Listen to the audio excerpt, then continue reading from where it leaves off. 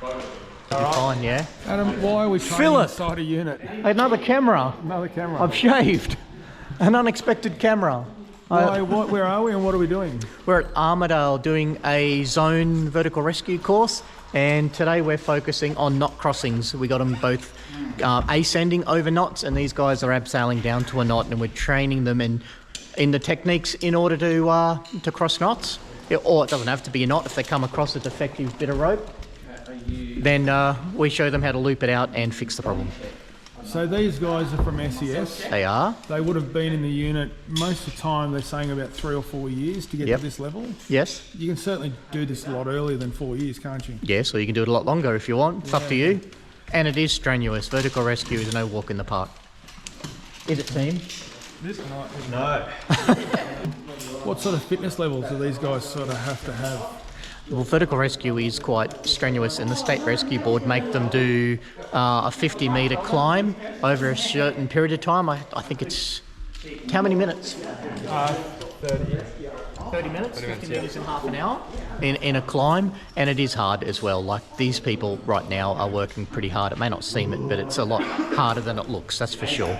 And we've condensed this course down into 4 days. That's right, we can get it done in 3.5, arguably sometimes even 3 days, but that meets the requirements. It's up to us as trainers, and we develop a way to make it maximally efficient, and everyone gets a go. So that's how we do it. We can do it, we focus on the needs, and we don't do the egotistical big heights. We focus on what needs to be done here. Okay. And when are we going out to the cliffs?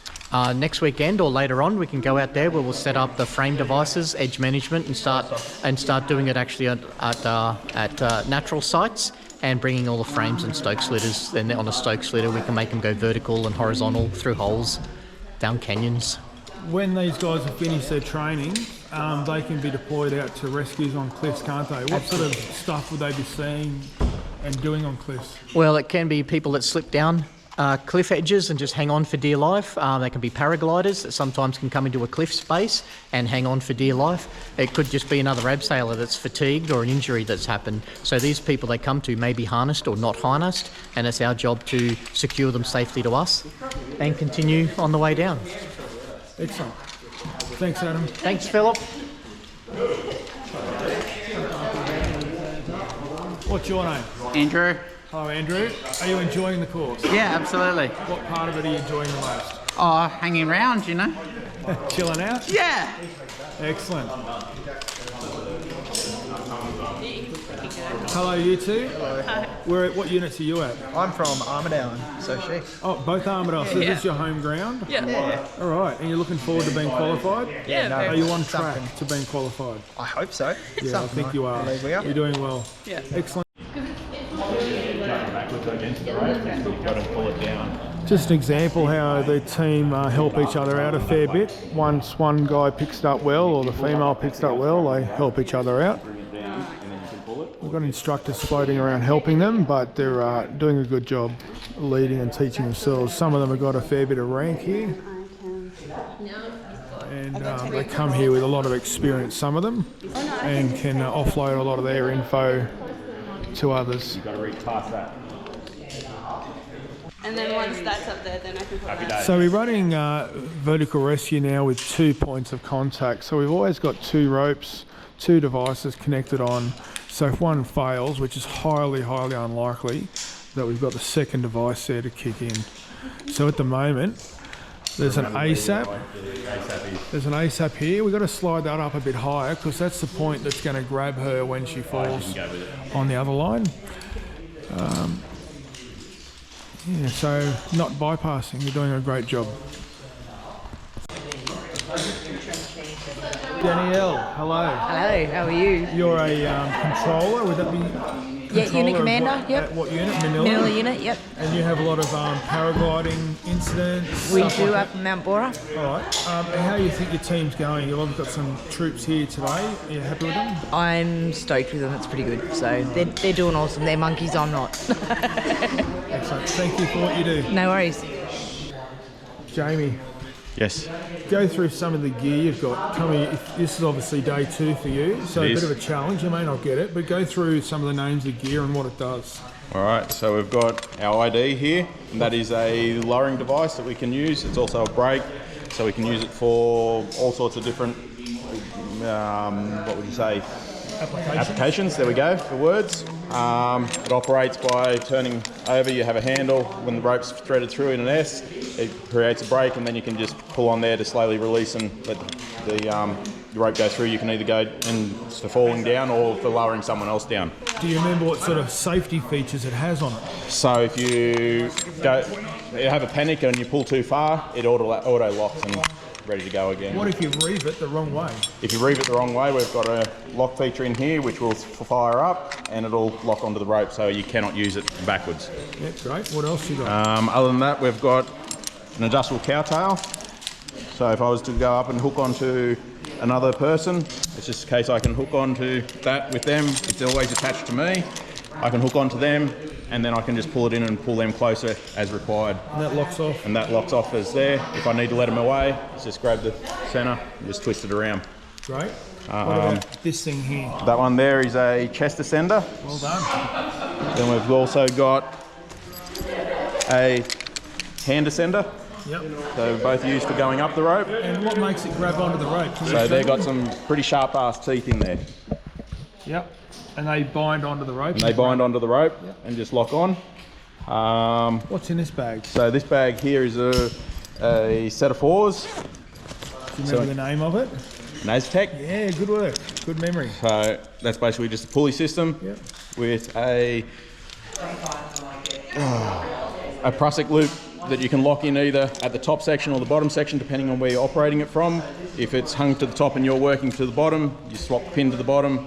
You can control it from there, or if you're working from the top of the rope, you can work it from up here. Have you seen this device before this course?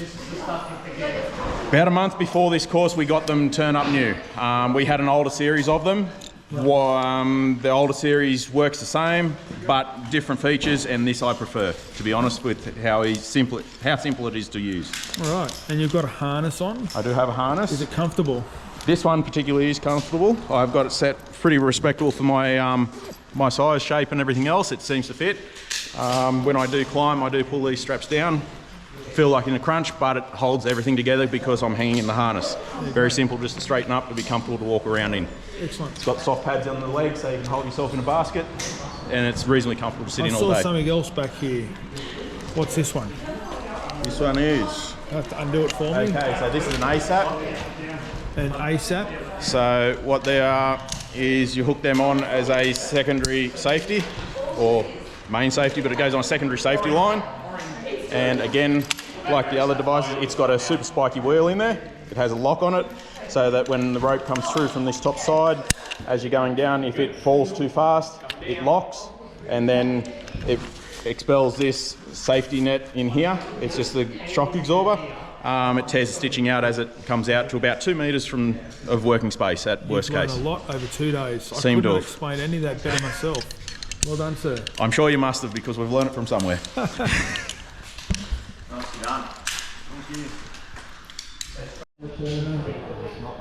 Here we have the rescuer coming down for a one-on-one pluck off. She's using a SAR AB, which is that red device just there. It is making it look easy, like kill a night SAR AB. SES have those as part of their old systems for height safety roof systems. So here she goes. She's connecting the first one to be the safety cow's tail. That'll go onto his chest ascender, the high point, to split up. So I'd go between your legs there, mate, if you could. Yep. Everything should be between your legs from here on. So she's going to Don't make it easy for me.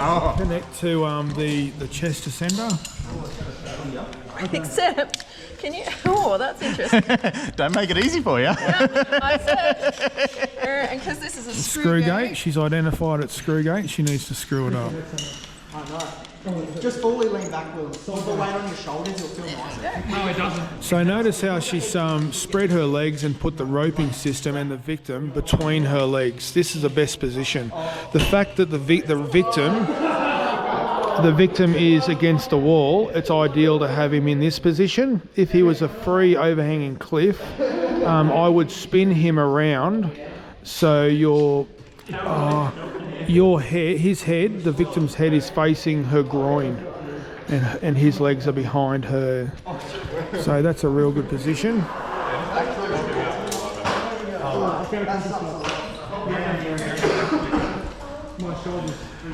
So now she's probably starting to set up the set of fours, and she is. She's pulling out the Aztec set of fours. She's going to need to connect some sort of Prussic or rope grab system onto her line, onto the tension line, not her ASAP line. She's orientating it so orange is at the top, which is the best one to pull down.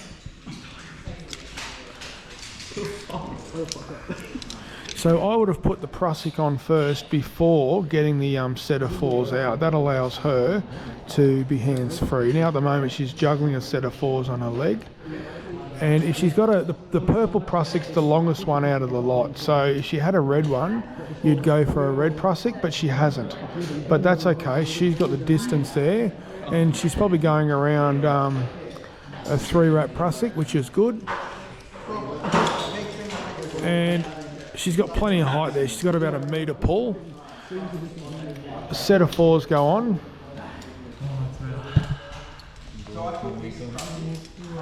She's getting that up as high enough that she's able to reach the Prussic later on.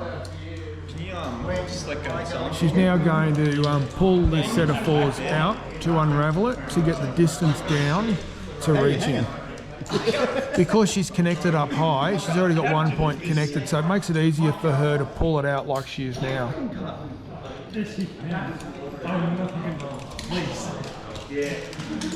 Use them muscles, my friend.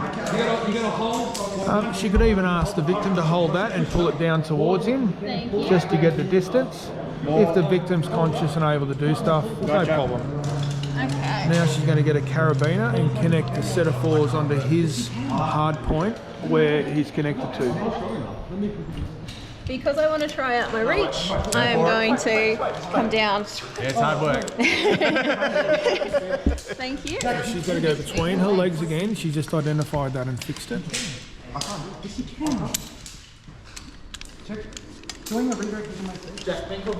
Between your legs. Thank you. And stretch. You gotta hold the, no, you gotta hold the Prussic. You gotta hold. Ask him. But you're high enough. You're high enough now. Ask him what Scott Morton would think. Got me. Got me. Fantastic. So by her connecting her carabiner onto the hard point, this point just here, and not onto his carabiner, that allows her to disconnect his equipment off the gears. So that she's done well so far.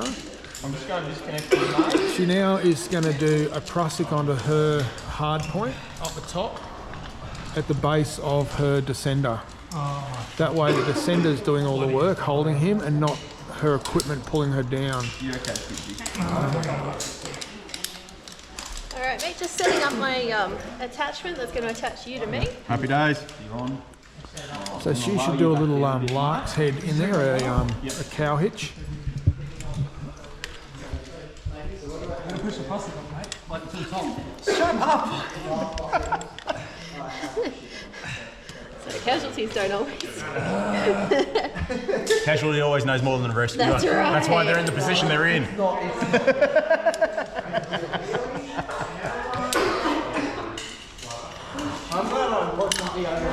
So she's going to send that down and just drop it between her legs, just leave it hanging there for a minute. So that's quite a long one. I'd probably go a bit higher on that, even connect it up to her carabiner that's connected to her SAR AB. That'll give her an extra, I don't know, 10 centimetres. And every centimetre counts when you're doing this stuff.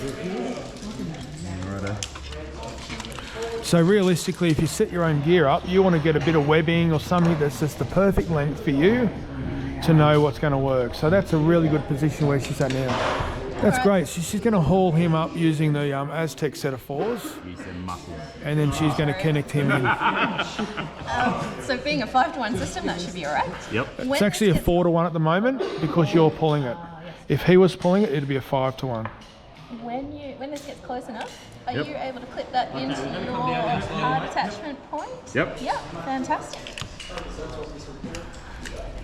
So realistically, the victim shouldn't be doing this, but she's using him. That's okay, but you don't really want to be relying on the victim. She's better off doing it herself. Okay, in that case, I'll do it. We'll let you know when you're close and then you'll be right. Yeah. Because I know gravity's on my side, not yours. She's alright. This is where mechanical advantage from the foot can help, right? It's bad.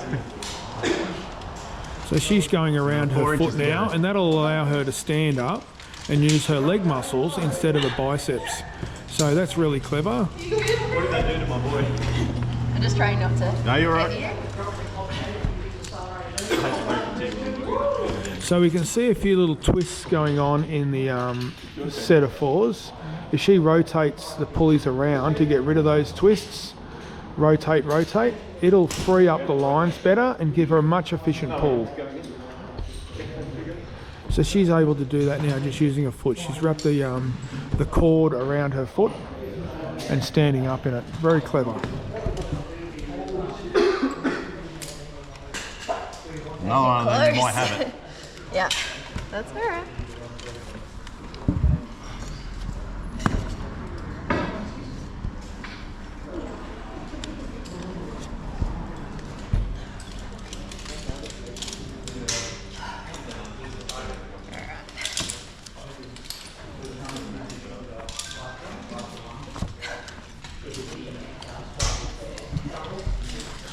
I've noticed with this rescuer, she's very calm and relaxed and never stressed, which is really good for the victim. If she's coming down and it sounds really cool, she speaks really well, and the victim appreciates that. Let's just move around. Alright. One last one. You'll get that. You're right? Yep, you'll get that easy. Do you want to hook that on or you want me to? I'll hook it on. Oh, thank you. So she definitely wants to connect to the hard point and not any carabiners in there. That way it frees up the other carabiners to be taken out of the system when she wants it. So now what she's got to do, she's got to lower him down so that prusik that she connected just then takes the weight. That way she's able to remove the Aztec set of fours and then start descending down. Alright. So, I'm going to lower you until your weight's on here and on here. And then we'll start descending and get you down to the She's end. also got to take off his equipment. So that's a big thing. So that may be still a bit tight for her. She may be able to cheat a little bit and use his descender to descend down. To Hey, there's a weight. hot chocolate block up the back. Okay, that's she why I'm stuck. Or you can. So she needed to come bring him up another 10 centimetres in order for that to come off. We might leave that one You gonna there. get that Well to come done. up, or do you want me to go to pull this through? Oh, is that the Sorry?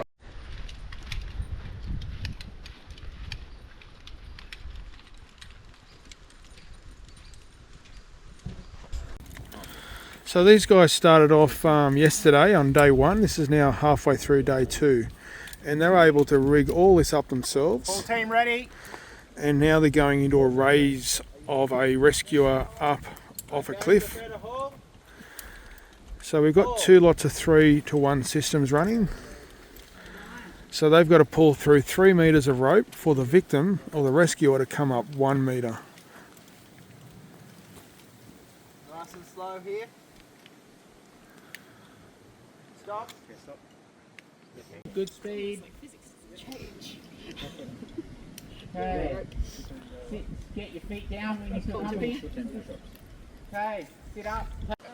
Okay, prepare to haul and haul. Good speed, good speed. Slow down slightly. Keep hauling. Horizontal glue, and the resultant has to be in the footprint. You're going to hear it. Is the resultant in the footprint? You're going to go, what the hell? The footprint here, it's easy. We've done it with our hobble lines. The footprint is the footprint. So this is the first time you've been lowered yourself, isn't it? It is, yep.